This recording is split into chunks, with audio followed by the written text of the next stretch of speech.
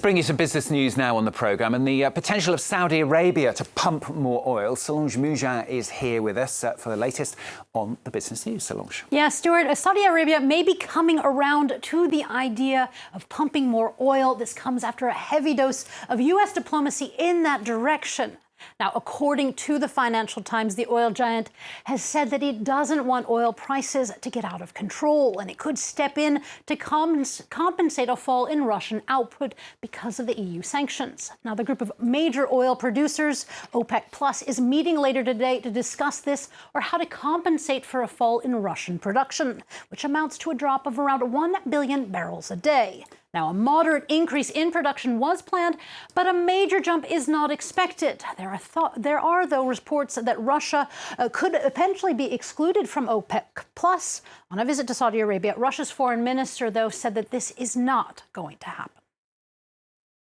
We, along with colleagues from Arab monarchies, have raised this subject, but only in the context of confirming the agreements on cooperation within OPEC Plus that have already been agreed on and confirmed several times by our leaders.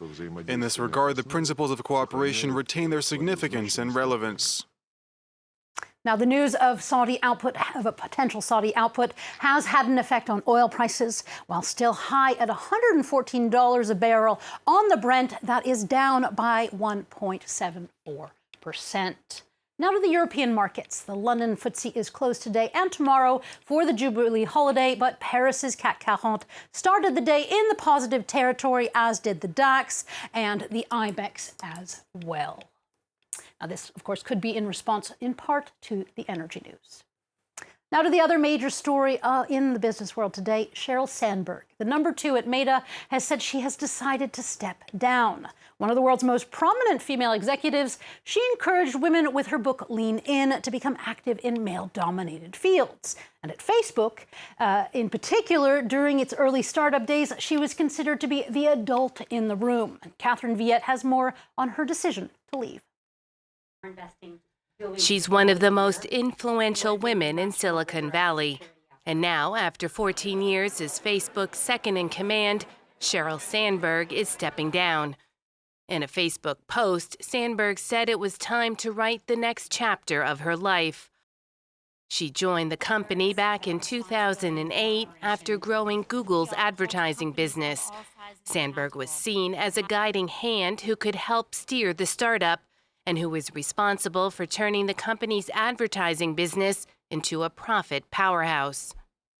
Well, clearly Sandberg has been instrumental in the rise of Facebook and now Meta's business, much as she was critical for Google in an earlier stage in that business. The company has certainly matured in good and bad ways, and so certainly there's a legacy there of having built out that infrastructure that makes the company the second largest seller of advertising on the planet. But her time at the company has not been without controversy. As the chief operating officer, Sandberg has faced criticism that she prioritized profits over people and user privacy. Under her watch, Facebook faced several huge scandals, including the unchecked spread of misinformation and conspiracy theories that helped fuel the 2021 riot at the U.S. Capitol. Sandberg will be replaced by Javier Olivan, who's currently the chief growth officer. The company is also facing a downturn in advertising and increased competition from rivals such as TikTok. Now today's big celebration. Festivities are kicking off for the Queen's Platinum Jubilee. And from an economic standpoint, Visit Britain expects the celebrations to bring in some 1.4 billion euros to the UK's economy.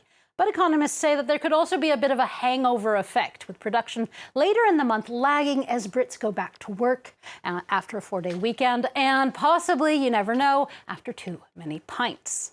Finally, from the riches of the Queen and the firm, which Forbes says is a $28 billion empire, to the riches or lack thereof of everyone else. Libération, the French paper, has rolled out the golden toilet paper. Oh, that's upside down. There we go. It has rolled out the golden toilet paper asking, are you rich? And it publishes today the figures of the Inequality Observatory. They put a figure to what is considered rich in France. After taxes, it is 7,700 euros per month for a family of 4 and 3,600 for a single person. But the paper laments that such figures do not really shine the light on the vast distance between the rich and the uber-rich in France. I think it's safe to say that some 90% of French people wouldn't mind being in either category. That is probably very true, and they'd like their toilet paper to go down as well as up. Yes. Thank you very much, Solange of the papers of France 24.